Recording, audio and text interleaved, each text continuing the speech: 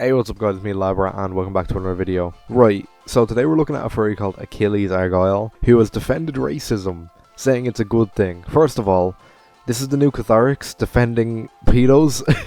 Secondly, you're fucking stupid, but let's jump right into this. First of all, you're actually an absolute Nazi. Legitimately, you've modelled your character after what Hitler looked for. A white person with blonde hair and blue eyes. You fucking psychopath. But let's get into this anyway. Now, before you all grab your pitchforks and storm into the comments section over the title of the video alone, let me just say that of course racism is bad. I wouldn't make a 10-minute video defending something so obviously terrible. Generations have been ruined because of racism, and lives are still getting destroyed by it.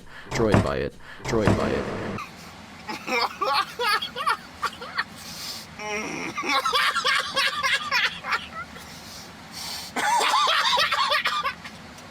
Why did he add the sound effect? Okay, first of all, why is your character wiggling their toes every few minutes?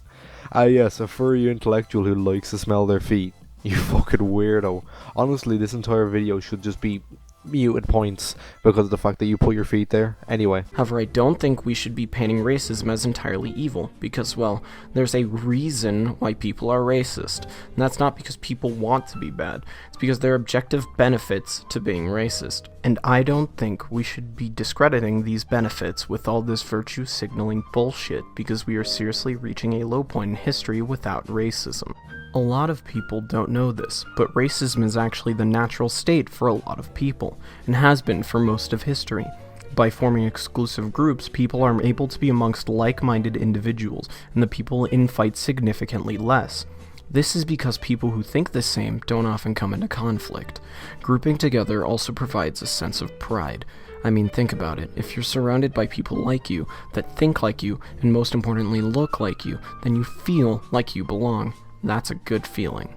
Segregation is an objective good in its utility because it leads to the formation of ethnostates, and ethnostates are historically proven to last longer than states that embrace polyethnicity. I mean, look at China. They have over 5,000 years of history because they are discriminatory and wary of other races.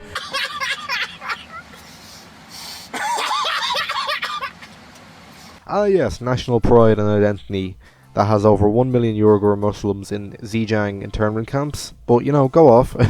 They're also planning to destroy Hong Kong, since Hong Kong is a shining spire of Western culture on the Chinese mainland. They've also tried to destroy Tibet. But, you know, ethnostates are a good thing. Ethnostates are a good thing. While also cooperating with their own.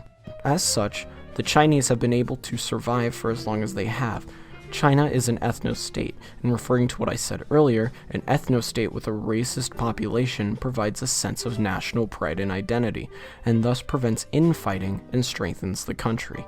When you work, create, and fight, you are doing so for the betterment of the people you care about, your own people, a distinct race. On a side note, this is why Kurdistan should not be a real country. It doesn't deserve to be one. Kurds say they need independence, but the difference between the Kurds and the Turks is entirely cultural and not racially related at all. Right, so saying an entire population is their own problem despite ISIS and other radical terror groups attacking Kurdish people for their religious and cultural beliefs is their fault. You're not much of an intellectual. If the Kurds were to just accept their racial disposition, then they would be a united state. Living within an ethnostate creates an us versus them mentality, and it's been proven time and time again that having a defined, tangible enemy that is perceived to be pure evil unifies a people.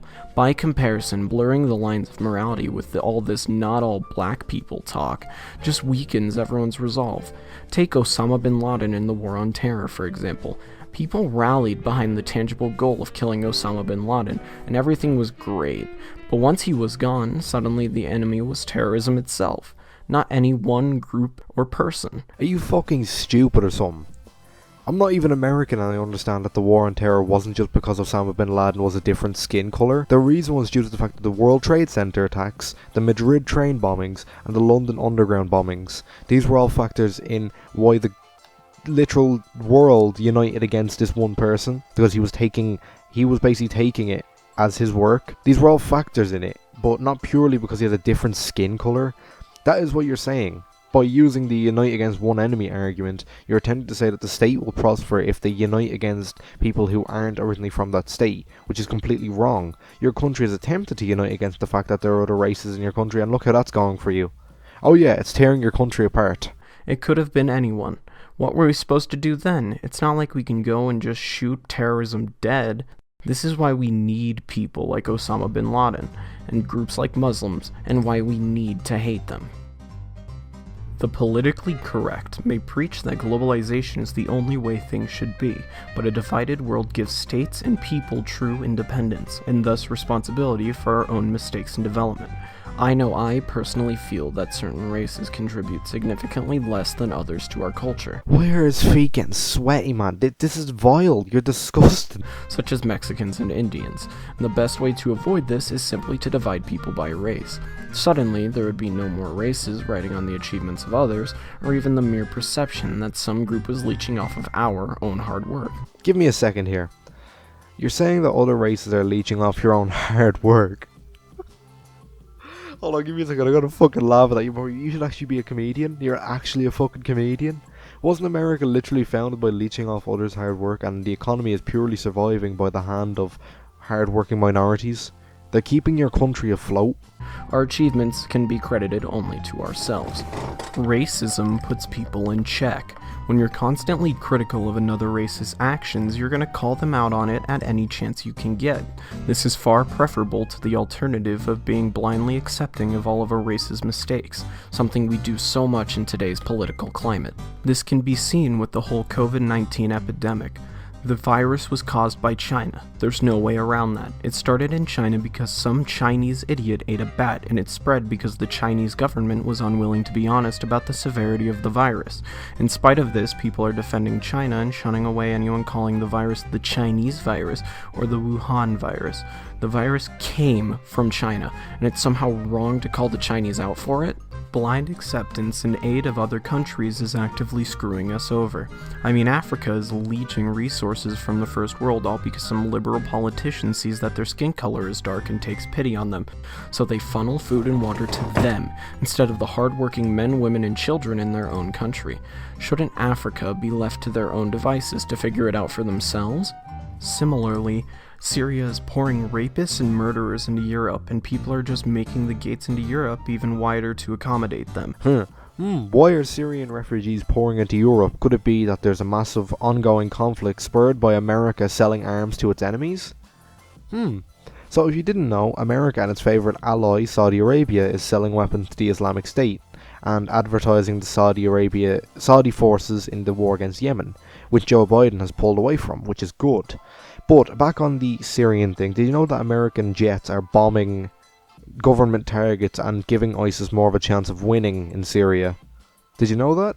Also, what about Kunduz Hospital? Do you want to answer that for me, Achilles? What was Kunduz Hospital? Or what about the time that you carpet bombed an entire highway, killing hundreds of thousands of civilians?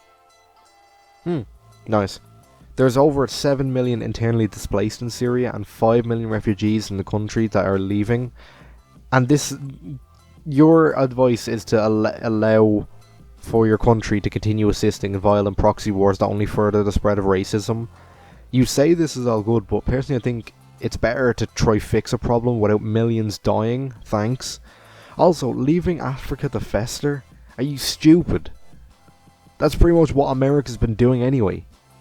I'm just waiting for Trump to start bombing there when he inevitably gets back in because of your fucking people's stupidity. Right, I honestly cannot watch this full filthy cunt any longer. So let's speak. You got this video removed from YouTube fairly. You bitch about freedom of speech, but when you say shit like this... You know why? It's because they have a culture practically based entirely around being unhygienic. They eat shit and drink piss for breakfast, and they toss their mountains of trash and shit into the ocean. Take a wild guess as to what happens to the world when a country with this kind of disgusting culture industrializes. But all of these people get a pass with the wave of a hand because they're minorities and they're being marginalized. This can be seen with the whole COVID-19 epidemic. The virus was caused by China. There's no way around that. It started in China because some Chinese idiot ate a bat, and it spread because the Chinese government was unwilling to be honest about the severity of the virus. In spite of this, people are defending China and shunning away anyone calling the virus the Chinese virus or the Wuhan virus. The virus came from China, and it's somehow wrong to call the Chinese out for it? It's considered racial hatred content, which if you fucking read the rules, you'd realise it's against TOS. YouTube have every right to remove you and deplatform you. And secondly, you've essentially committed fandom suicide. You're going to end up like Cypher of Itis. Yeah, enjoy the 100 sub because you're not going to get many more than that. Someone who tried to do the same shtick as you is now gone. Also, please stop incorporating feet into your video. It was hard enough having to listen to your fucking mundane, boring ass voice. You did not deserve a platform is what I'm saying. Spreading racial hatred like this is why your country is in the shitter to begin with. But anyway, like and subscribe and I'll see you guys in the next video.